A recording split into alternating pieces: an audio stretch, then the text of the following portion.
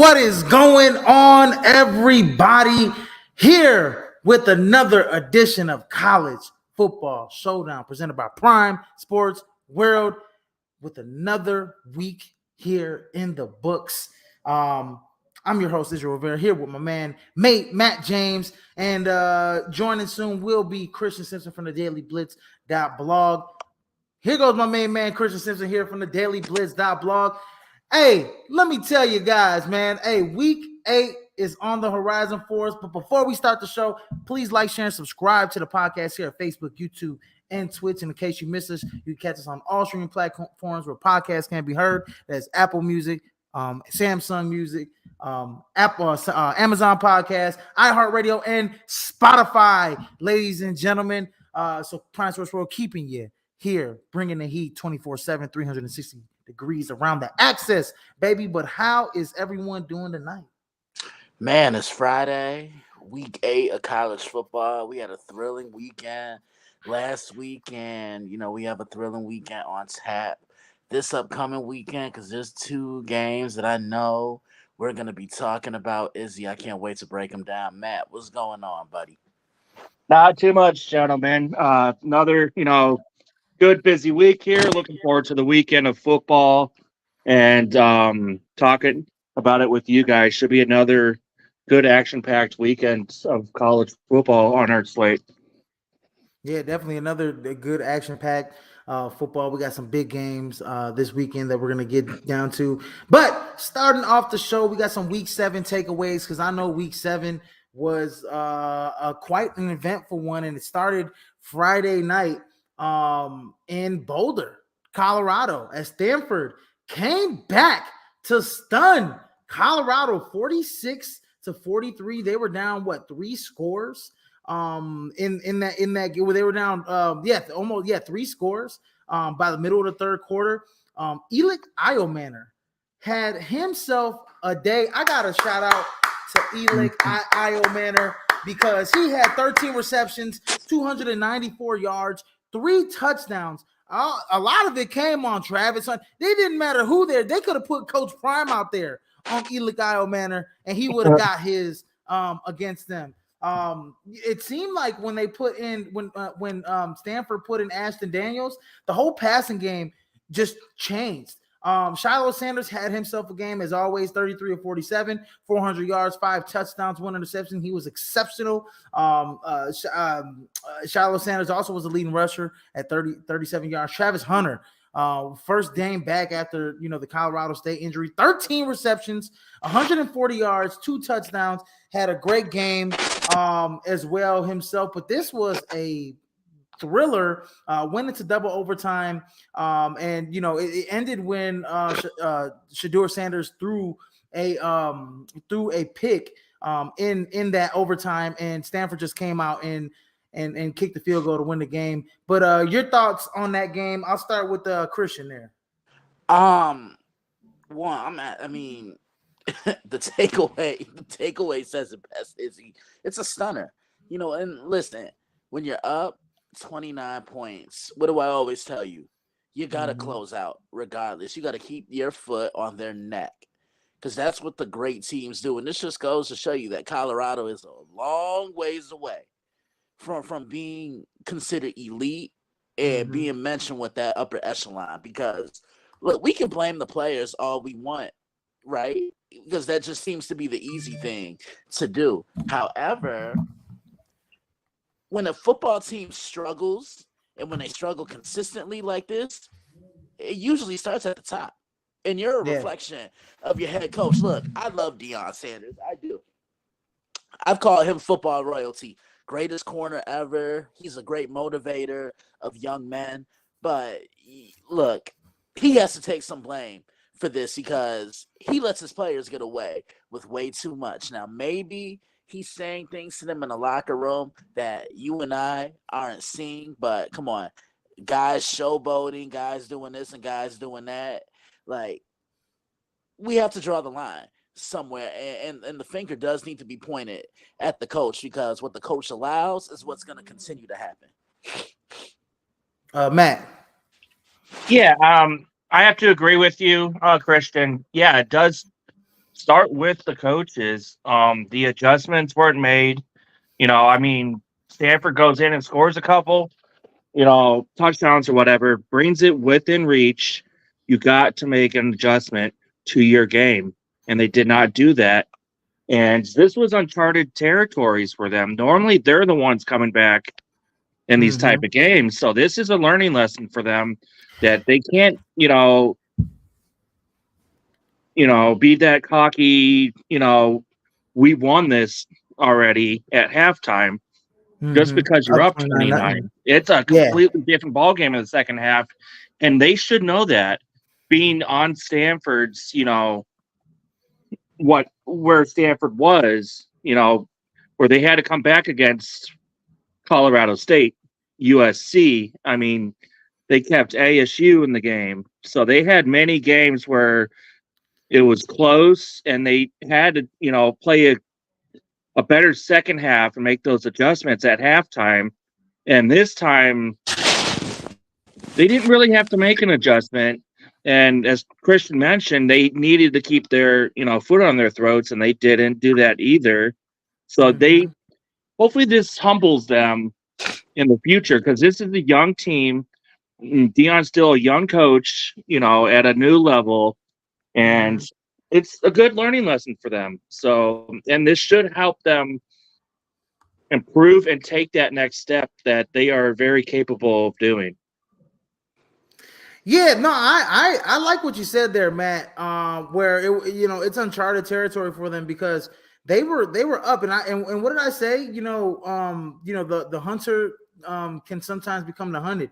They started off the season with a big chip on their shoulder. A big chip on their shoulder. They coming out, going into Fort Worth, beating number 17 TCU. Some of the things that were said with Nebraska, with Matt Rule, they came out and showed their butt in Boulder 36-14. The crowd was amazing. The stuff that was said again with Colorado State, they came back, won that game by 8 points against Colorado State, 43-35. And then they were ranked in the top 25. And then you lose back-to-back games. The USC game, I mean, you came back. You were kind of where Stanford was, right? Where you were down so much. I would have thought the USC game would have taught them a little bit of a lesson, right?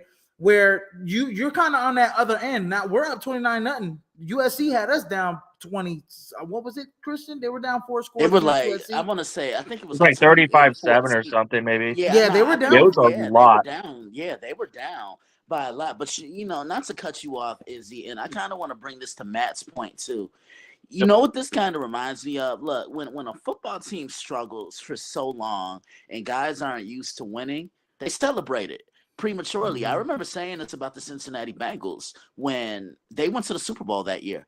During the regular season, they were celebrating wins in games they would have lost in years past, left and right, week in and week out, and it would affect them on the field. And that's exactly what I'm seeing with Colorado right now. Yeah, no, absolutely. And just to close out, some of my points, I think that Colorado being up 29-0, they was the far more superior, talented team on the football field. 100%. And having Travis Hunter out there was a big boost. Now, this is my question, and I think we heard it last week with on Twitter. I saw LaShawn McCoy say it, and I'm going to bring this question: do you think that Travis Hunter should just focus on one side of the ball because he's playing entirely too much? We saw a guy in Elick Eilmanner who before this game didn't even have 200 receiving yards, just was tearing up him and I forget who number 23 is. I forget Stoudemire. He was just tearing up Stoudemire. He was tearing up Travis Hunter. He was tearing up anybody who was guarding him, and he was hitting everybody with the same route. I mean, his release route was on the slant route was just phenomenal. And then the catch he had on Travis Hunter in overtime was probably one of the catches of the year that we'll see in college football, where he pinned it against Travis Hunter's back and mossed him basically. So do you think that Travis Hunter moving forward, Deion Sanders is going to have to maybe reel back on some of Travis Hunter playing offense? What I want to say is, where do you value Travis Hunter the most, right? Is it on the defensive side of the ball or is it on the offensive side of the football, right? Obviously he's a great player on both sides of the ball, but I think there has to be some type of give in terms of how many snaps you're going to play this kid on each side of the ball. When Michigan, Charles Woodson won the Heisman and he played both sides of the ball, he didn't play nearly this many snaps on offense, but he focused more of his snaps on defense. So do you guys think that Travis Hunter should be focusing more on one side of the ball to keep him fresh and to keep him, more of a game changer on one side of the football? I do. I think he's better as a receiver because he's shown you that he can be a liability in coverage when you consistently throw at him and you consistently attack him. I would convert him to receiver full time, and I think this is going to preserve his legs and it's going to prevent injuries. Mm-hmm. Matt, what do you think? Yeah, I agree with Christian there that he should go, full-time receiver. I mean, he needs to go full-time on one side of the ball. Playing both sides in college, especially in a higher level, is unknown for. I mean, he's the way he's crazy doing athletic, it, great. All that.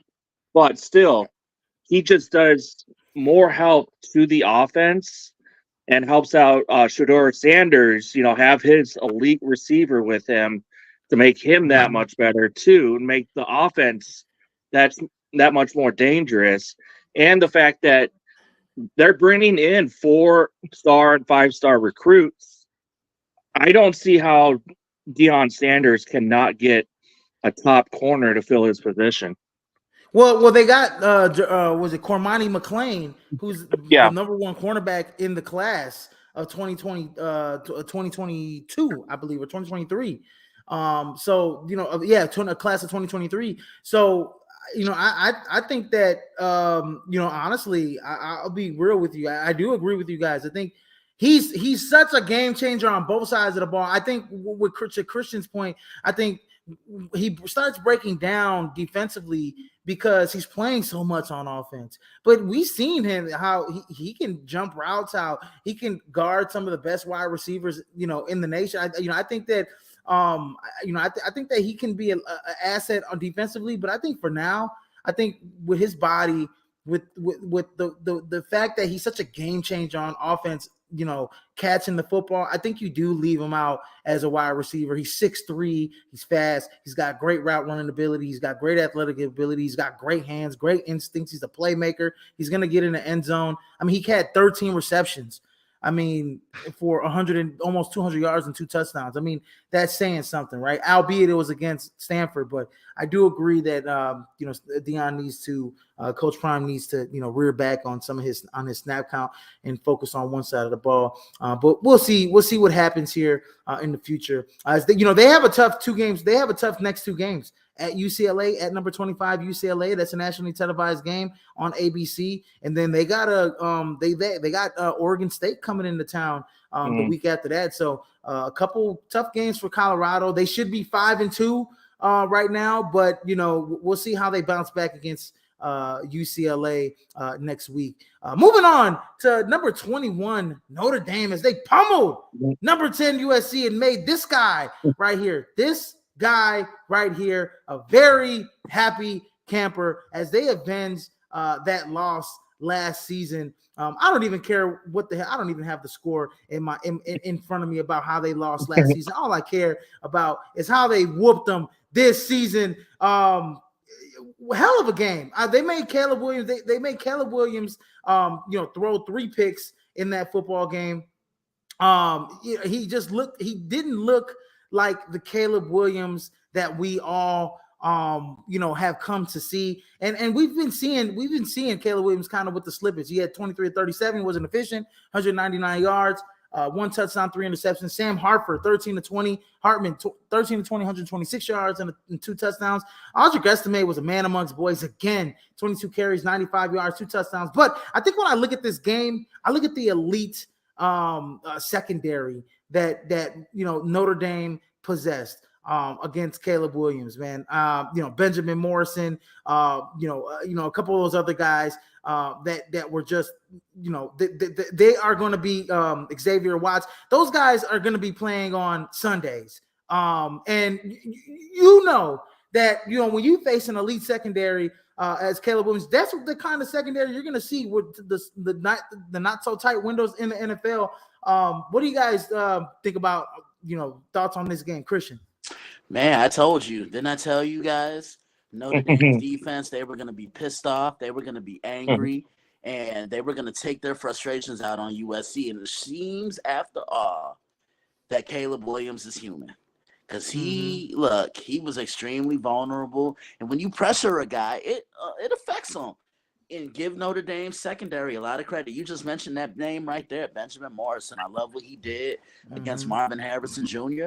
a couple of weeks ago. And, I mean, he held his own against some pretty good talent for USC last Saturday. And Notre Dame, they were just in control of this football game. And when they're in control and when they're playing angry on the defensive side, they're a tough out in college football.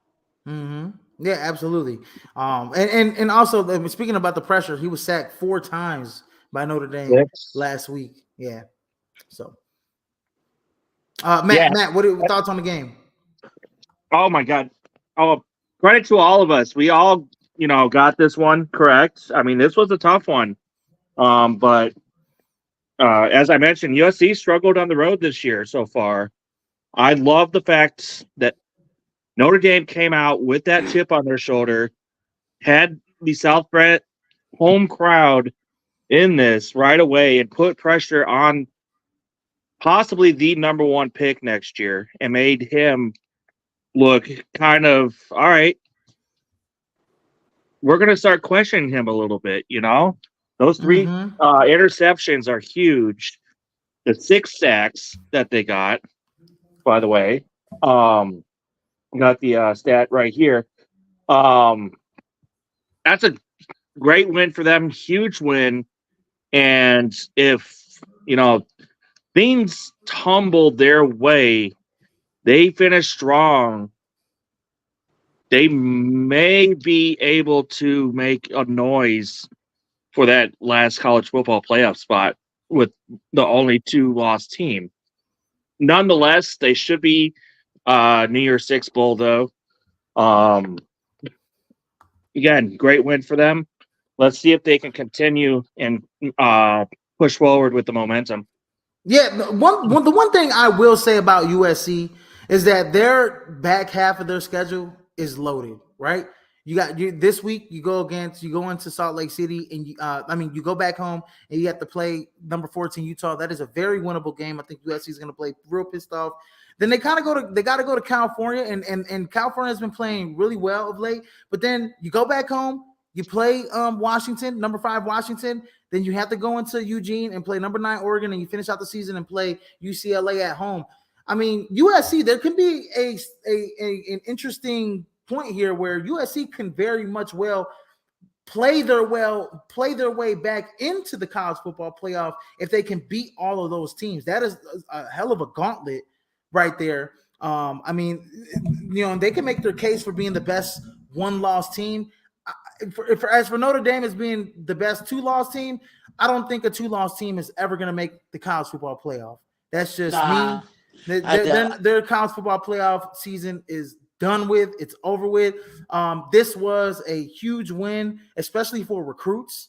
Seeing them beat USC, that they probably had a ton of recruits there at the game.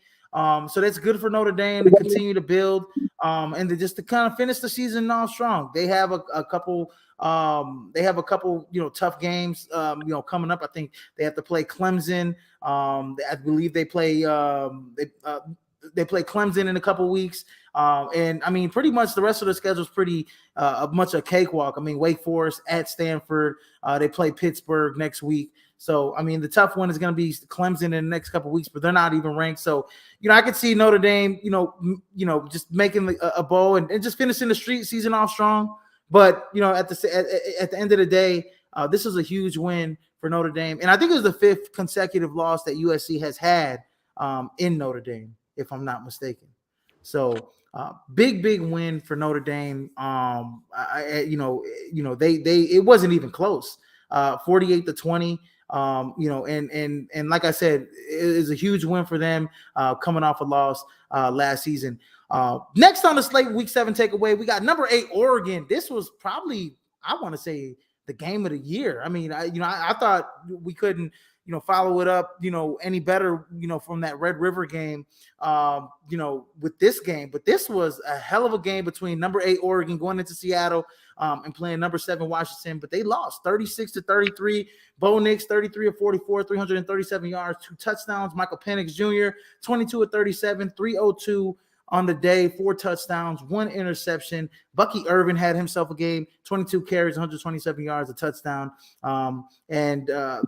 Troy Franklin, 8 receptions, 154 yards, 1 touchdown. And then Dunzier from Washington, 8 receptions, 128 yards, 2 touchdowns. And he had the touchdown, the game-winning touchdown at the end of the game after a controversial decision by Dan Lanning to go for it on 4th down at midfield. I'll start with Christian in this game. To me, this was the most evenly matched football game I think I've seen all year, whether that be college, whether that be NFL, because you guys know I break down the NFL as well. But my thing is this. Can we give credit to both offensive lines? Both offensive lines just gave up 1 sack. So they both came ready to play. And I think both defenses kind of underestimated the running game, because both running attacks were really good as well. Because where was all the worry on Bo Nix and Michael Penix Jr.? I think Michael Penix became the front runner for the Heisman right now. That was as much of a Heisman moment as I have ever seen. This kid was cool, calm, and collected under pressure, and just a boneheaded mistake by Dan Lanning, because you gave him a little less than half a field to work with. I would have punted that ball. I would have pinned him back and made him earn every yard. But you pretty much served this W for him on a silver platter. Matt. Yeah, I agree with you. Definitely one of the top games of the year, especially so far. And yeah, Penix Jr., I had him top of my chart last week, and he pretty much solidified it right now. And if he keeps playing this way and pushes Washington into that college football playoff, he should definitely win that Heisman. But give credit to both ground games, as Christian mentioned. I mean, this was a good football game. It was going to be from the beginning, but they both brought it, and you know, kudos to Washington for holding up at home. Oregon's a very It's a tough place to play, and I'm going to say this: Dan Lanning, going for it on fourth down. I thought that you giving Michael Penix Jr. another chance midway, halfway, with a half field to play. I thought that was a bad decision on him. A lot of coaches go for it on fourth down, college and pros, for some reason, and at the most suspicious spots that coaches 20, 30 years ago would never even think of going for it on fourth down at midfield. I mean, that's a cardinal sin, going for it on fourth down at midfield, and you see it more and more often in the game of football, at all three levels. And I mean, look, I remember 2009 Patriots Colts Sunday Night Football. Bill Belichick, 4th and 2, right? This is Bill Belichick. We're talking arguably the greatest coach in NFL history, right? Going for it on 4th and 2, has Tom Brady, Peyton Manning. The Colts are undefeated there. They don't get it. The Colts get the ball back. Peyton marches down the field. They win that game. Mm-hmm. Yeah, and it's a tough decision to make. But I think at that moment in time, you kick the punt, you punt it. Washington has to score a touchdown. Your defense has been playing well all game long. You let Michael Penix Jr. go the length of the field and try and beat you. Yeah. Don't give him half the field. And then I thought that Washington gave Oregon a little bit too much time when they scored in 3-4 plays. You just took the words right out my mouth, because I'm watching Oregon move the ball up the field, and I'm just saying to myself, well, what are you doing? Like, what type of defense are you in? And this is, now you see, both of you, Izzy and Matt, now you see why I don't like prevent defense, because it gives up too much space in the middle of the field, and teams can still capitalize on that. And when you play prevent, man, you better be able to get those guys down when they have the ball in their hands. Yeah, absolutely. And I think and they moved ball down the field. They couldn't make the field goal to take it into OT. But what a hell of a game. And like you said, Michael Penix Jr. definitely probably moves up to number 1 on the Heisman list. But that's week 7 in the books. And going over to week 8, the AP Top 25, man. We got Georgia at 1, Michigan 2, Ohio State 3, and Florida State at 4. The top 4 stays the same, and Washington moves right into the driver's seat to be the next one in line at a top 4, into the CFP, as Ohio State has a big game against Penn State this week, which I think if Penn State, and we'll get to it, if Penn State wins, they probably move into the top 4. But at number 6, we got Oklahoma, 7, Penn State, as they move down a slot, but they have a big game, like I said. Number 8, Texas, who was probably the best one-loss team in the nation for now. Number 9, we got Oregon, and then rounding out the top 10, we got North Carolina moving up 2 slots. I mean, they have had an excellent season. Mac Brown has really uplifted that program, to new heights.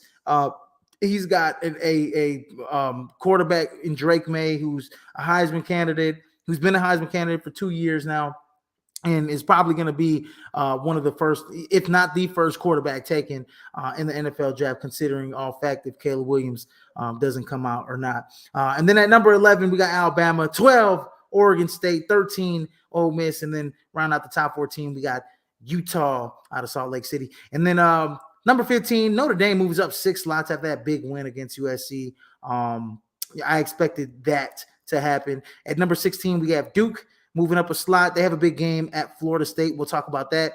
Number 17, we got Tennessee moving up 2 slots. They have a big game going into Tuscaloosa. We'll talk about that. And at number 18, USC moving down 8 slots. They slid down the most in the top 25.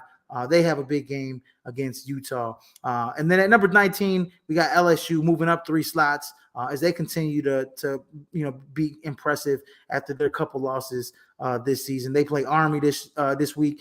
And then we have number 20, rounding out the top 20, we got Missouri moving up 6 slots, going up against South Carolina this week at home. And then we got number 21, Louisville, coming down, back down to earth, this past week, moving down 6 slots to number 21 after beating Notre Dame. Louisville, basically, I don't like to curse too much on the show, but they basically, shat the bed a little bit, and lost to Pittsburgh. Lost to Pittsburgh 38-21. That game wasn't even close. And so they moved down in the top 25. And then moving in, some newer teams moving in. We got Air Force, Tulane, and Iowa with a big win. Iowa coming off a big win against Wisconsin last week. They move up 10 slots. And then moving down 10. Moving down 7 slots is number 25. To number 25 is UCLA, as they lost to number 15 Oregon State in Corvallis, 36-24 on the slate. And then we got our week 8 games to watch here. Starting with our first game on the slate, we have number 17 Tennessee going into number 11 Alabama, moving into Tuscaloosa. This should be a really big game, really big implications here, especially for Alabama as they try to get back into the CFP as one of the best one-loss teams in the nation here. How do you guys see this one panning out here for Alabama, Tennessee? Well, when you look at the matchup last year, it was one of the best games I had the privilege of previewing. The third Saturday in October. You got to love these rivalries in college football. And what hurt Alabama was the inability to prevent the big play. Because remember, Jalen Hyatt, he had a field day against Alabama in that secondary last year. Nick Saban even said that when previewing this matchup in his press conference the other day. We have to prevent the big play going down the field.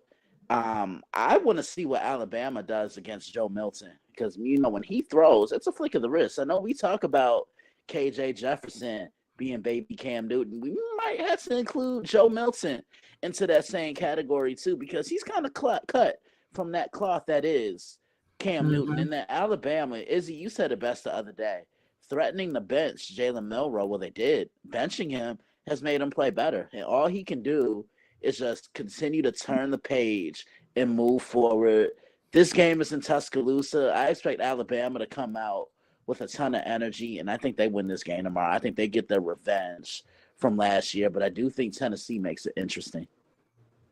Yeah, and Tennessee boasts, I'll go with you, Matt, next. Tennessee boasts the 6th best rushing attack at 231.3 yards a game, and Joe Milton has a big hand in that. And also they're led by their other running back in Jalen Wright. So go ahead, Matt.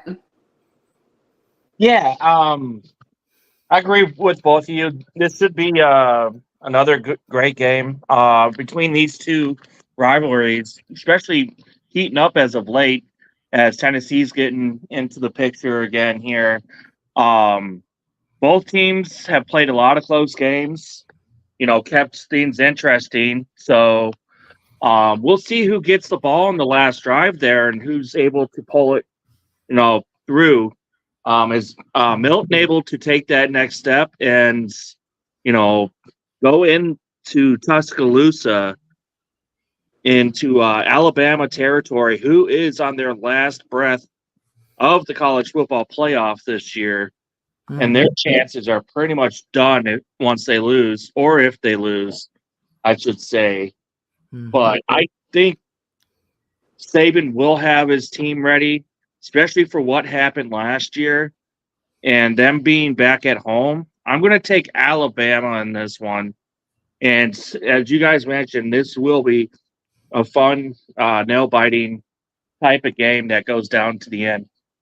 Yeah, and also another tidbit is, Alabama, 126 nationally in sacks allowed per game. They gave up 31. They've given up 31 sacks compared to Tennessee's 9 this season. Tennessee has 24 sacks in 6 games. Okay, led by James Pierce and Tyler Barron. And Alabama has a good pass rush too with Dallas Turner leading the way with leading the SEC with 7 sacks. So going to be a fun game. I also do have Alabama as well. I do think playing at home does say something. I mean, earlier this season, Tennessee had they lost on the road to in Florida 29-16. And so this is another big road test for them. But I think Alabama's going to come out. They're going to play. Nick's going to have them prepared. But yeah, I think it does come down to that. If the offensive line can, provide Jalen Milroe some time to throw the football down the field. But and also, can Alabama stop that rushing attack? One of the best rushing attacks in the nation. For Tennessee, but I got Alabama squeaking out. This is going to be a really good game. I think another close one as it was last season. Next game on the slate, we have number 16 Duke going into number 4 Florida State. This should be a interesting game. I mean, Duke has had a really great season so far. Led by their quarterback as well. Jordan Travis, Riley Leonard. I'm sorry. Jordan Travis leads Florida State, number 4 Florida State here. This is going to be a really good game. In terms of who can stop who. In terms of the big plays, Riley Leonard can get it done with his feet, and so keeping him contained is going to be a big deal for Florida State. And if they lose this one, they know that the implications are, they may be out of the college football playoff as well. So they want to stay in the top 4. So who do you see winning this game, Christian? I like Florida State in this one, but Duke will present a physical challenge to them. That much I will say, because what have I been saying? Duke has really shed that moniker of being just that finesse team in the ACC. This is the most physical team in the conference, and I like what Mike Elko is building up there for Duke. But I just think Florida State, they have way too much offensive firepower. Keon Coleman, Johnny, last name Wilson, yes. And Jordan Travis. I think this is the best trio in the country, Izzy. Absolutely. Matt. Yeah, I agree with Christian that Duke may be able to present some problems early on, and they're going to need to be able to pound the ball and stop the Florida State attack early to keep this one within reach if they want to, prayers chance at Doak Campbell tomorrow.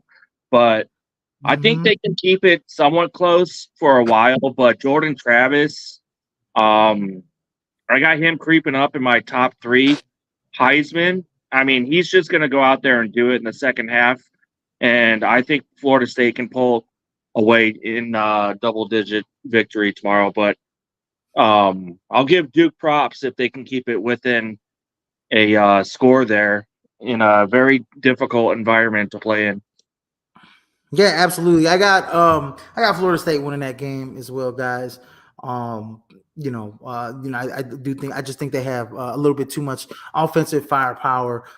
Duke could keep it close, at first, but I think Florida State in the second half will make adjustments and pull away here. Next game on the slate, we got number 14 Utah going into number 18 USC.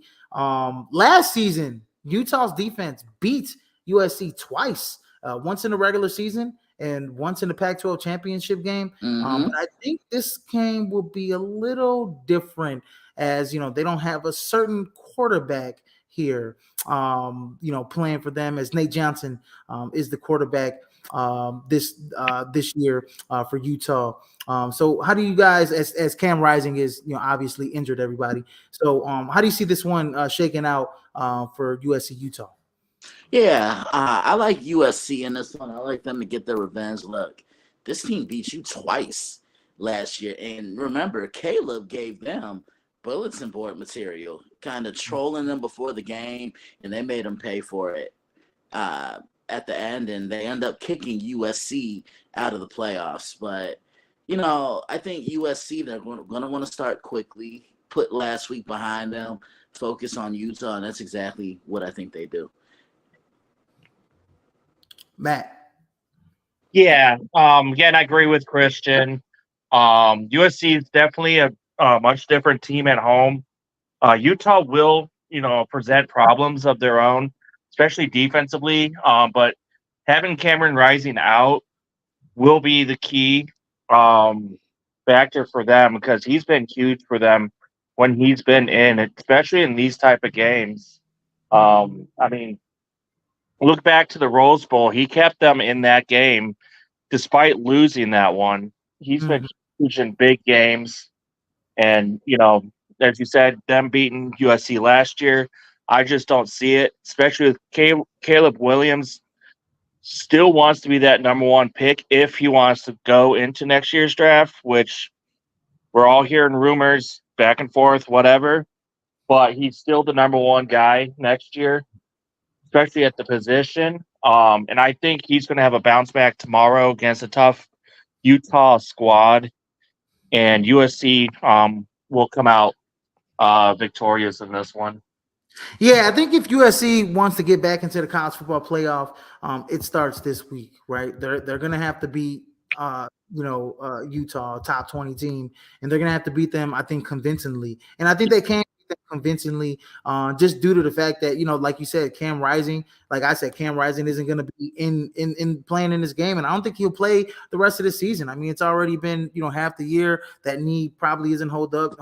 I've heard that he's had some setbacks as well. Otherwise, he would have been playing already. So I think having Nate Johnson at quarterback for Utah does benefit USC, especially defensively. And I think they need to start here. They need to put the pass behind them. And I always say something about a team that gets knocked out to the floor. How are you going to pick yourself up, right? It shows a team. It shows a lot about a team, about their resolve after a loss in the midst of defeat. And how can they come back this week and have a good game against Utah? I think USC wins this game. And like I said, in order to get back into the college football playoff, you're going to have to beat Utah. You're going to have to beat Washington. You're going to have to beat Oregon. You're going to have to beat UCLA. So those are that's just the gauntlet that you're going to have to go through to get back into those good graces. And I think that's the gauntlet that Caleb Williams is going to have to go through to get back to winning the Heisman. If he wants to win the Heisman, if he wants to be back-to-back Heisman champion, Heisman Trophy winner, and make history and be the only one with Archie Griffin, he has to be he has to win this game. He has to be Michael Penix Jr. He has to be Bo Nix. He has to be the best player on the field, right? In order to get back into that number one slot. So I think USC does win this game. And then as our game of the week, and I know Christian got something cooking up special for this one. We got number 7 Penn State going into the shoe. Everybody, yes, the horseshoe at Ohio State as they play Kyle McCord, Marvin Harrison Jr., Travion Henderson, and Penn State comes in there, with Nicholas Singleton and Katron Allen. That's a whole bunch of star power all around this football game. This is a big game. College game day, I do believe, is in Columbus this weekend. So how do you see this one shaking out, Christian? I already know what's coming. Izzy, I'm gonna need you for this one. You ready? I already know what's Izzy, ready? 1, 2, 3. Shameless plug. Number 1, baby. Listen, baby. I've had the privilege to preview this matchup 7 times, right? And I've loved every second of it. And so many memories between these two teams. I remember 2016. A then ranked second ranked Ohio State team goes into Happy Valley. They get that field goal blocked, and Penn State recovers it, scores. They run away with the Big Ten East. They end up winning the Big Ten championship. That's the last time Penn State's beat Ohio State. Ever since then, it's been all Ohio State, and they dominated them last year because JTT, he really took this game over. There's so many things I'm watching in this game. Can Penn State's offense, they lack explosiveness, but they're balanced. They're going to have to take a shot or two down the field. This Penn State secondary, this is the best secondary that Ohio State's going to see probably since Notre Dame. And this Penn State pass rush is going to be something special. But Kyle McCord, he's climbing that ladder left and right each and every week, and he's getting more comfortable within this system. This is going to be a grinded out game. I think both defenses are going to rise to the occasion. I preview it an hour before kickoff tomorrow, and as always, ladies and gentlemen, my main man Israel Rivera is the first person to see it. Then y'all get to see it. Definitely, I'm looking forward to that one, man. If you guys don't want to catch that article, you go and catch the Daily Blitz .blog, where you can catch all of where you can catch the Ohio State Penn State article that Christian will preview, that Christian will drop an hour before game time, ladies and gentlemen. Matt, how do you see this one playing out? Yeah, I agree with Christian. I mean, Ohio State has, owned this rivalry for a while. They've got so much talent on their side. If this was in Happy Valley, I would look into Penn State pulling it off, but I just think Ohio State's playing, at a different level right now. I know their schedule's been just average right now. I mean, they've only had like 1 or 2 tests, and they only have maybe one more test outside of tomorrow at Camp Randall. I believe that's next week, which should be their last test until they play Michigan. So they're going to need to win this one, and I think they know that. Ryan Day's going to have his boys ready, and I think Ohio State, takes it to them tomorrow. Yeah, no, absolutely. I agree with both of you guys. I think Ohio State takes it to them tomorrow. I think Ohio State's the better team, even though I love Nicholas Singleton and Katron Allen. And I love that, that defense of Penn State. I just think that Ohio State has their number. And I think they're just flat out the better football team. And with the experience, they're playing in the shoe. It's going to be exciting for them. Give me Ohio State to win a close one against number 7 Penn State. And then we have my upset of the week. I have Auburn beating number 13 Ole Miss this week. I think this is going to be a very tough game for Ole Miss going into Jordan-Hare Stadium, playing that Auburn team. The line is -6.5 for Ole Miss, but I'd actually take the points for Auburn at +6.5. If you're a betting man, and I'm going to go ahead and take the upset for Auburn over number 13 Ole Miss. And then we have a couple other rivalry games. Number 2 Michigan going into East Lansing. That one kind of, has lost a little flair because of Michigan State not having a very down year this year. But usually that's a very tough game for Michigan to go into East Lansing and play that game.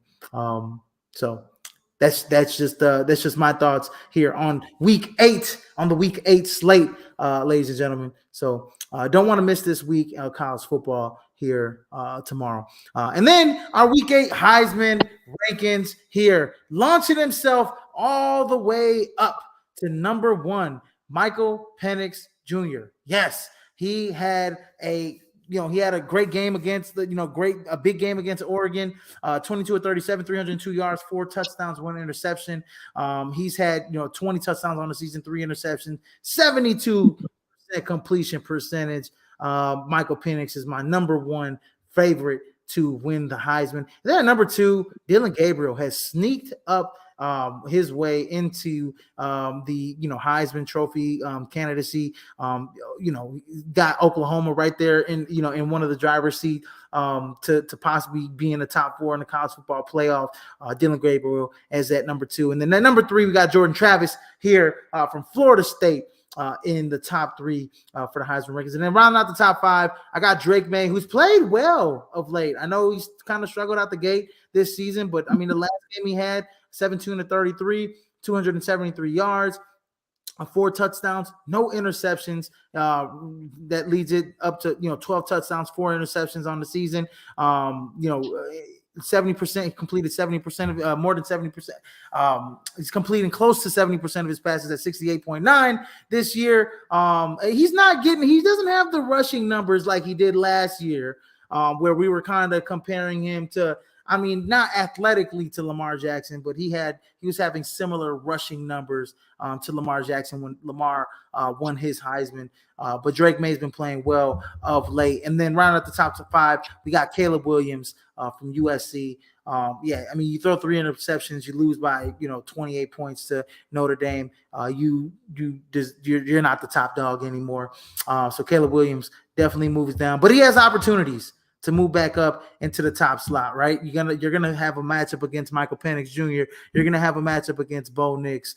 You got an opportunity to beat number 14 Utah and avenge the 2 losses last season, and you're gonna have an opportunity to beat UCLA in a rivalry game at the end of the season. So Caleb Williams does have his chances to get back into the top slot. He definitely has to win out the rest of the season. USC has to win out the rest of the season in order to get him back into the top slot. And then my dark horses are Bo Nix from Oregon, Jaden Daniels from LSU, and I got a new guy, another Georgia guy. I know that Brock Bowers, rest up young man. He's having ankle surgery, but I got his quarterback here as a dark horse, Carson Beck from Georgia. He's had quietly a great season this year. I don't know, the rest of the way how Brock Bowers is going to affect Carson Beck. It should affect him a lot because they do utilize him a lot in the offense, but Carson Beck has definitely played like a Heisman Trophy candidate, guys. Yeah, he's grown up. He's really grown up these last few games, and we're going to see what he's really about these next couple of weeks without Brock Bowers. I mean, he's such an intricate part of what they do offensively, and they use him in so many different ways. Jet sweeps, screens, lining them up wide. He has Hall of Fame talent at the next level. Absolutely. And yeah, Georgia's, gonna have to Georgia has to play, they play Florida next weekend. They gotta go, they have to play Missouri they play Missouri at home. Missouri played them tough in Missouri last season. And then they play, they have 3 games. The next 3 games are at home. And then they play Jackson Dart, and Ole Miss comes into Georgia to play them. And that might be that game, depending on Ole Miss, the next couple games, that might be a top 10 showdown here in the next couple weeks for Ole Miss in Georgia. So watch out for that in the next 3 weeks. But yeah, man, Carson Beck has played very good football this season. So definitely surprised me this year. I thought Georgia would have some struggles at quarterback, but he's definitely shown me that he can play the position at a high level in the SEC. Matt, do you have any thoughts on the Heisman rankings? Any guys you're looking out for? Yeah, no, I agree with you on pretty much the top 5 and the dark horses. I would give if anybody outside of the quarterback position a little bit of love here. I mean, it's all the quarterback dominant year, obviously. Blake Corum, leading the league with touchdowns, and he's having a Mhm. solid, kind of a quiet year for him. So if he keeps it up, I don't see him winning the Heisman or being there in New York or anything, but he definitely should, round the top 10 on the list. Yeah, no, absolutely. I agree with you. I think I said that last week as well. That Blake Corum, I think he had 10 touchdowns, rushing touchdowns. But yeah, he's definitely a guy, outside of the quarterback position. Outside, I had Brock Bowers, I had Blake Corum as my guys outside of the quarterback position. I mean, this is such, like you said, it's such a quarterback heavy, talented heavy year in college football. And we'll see that moving on into the next level with the draft. You'll see many teams drafting a lot of these quarterbacks here that we're talking about in the next upcoming NFL draft. It's such a talented quarterback here. And we expected that at the beginning of the season anyways. So it's no surprise. But yeah, outside of it, yeah, Blake Corum. I'd have to give some love to Audric Estime, who I think leads the nation in rushing as well. So, there's a couple guys, but I think the quarterbacks are pretty much leading the charge when it comes to the Heisman rankings, ladies and gentlemen. But anyways, that has been a wrap. Week 7 in the books, week 8 on the horizon here for College Football Showdown presented by Prime Sports World. Ladies and gentlemen, go ahead, please like, share, and subscribe to the podcast on Facebook, YouTube, and Twitch.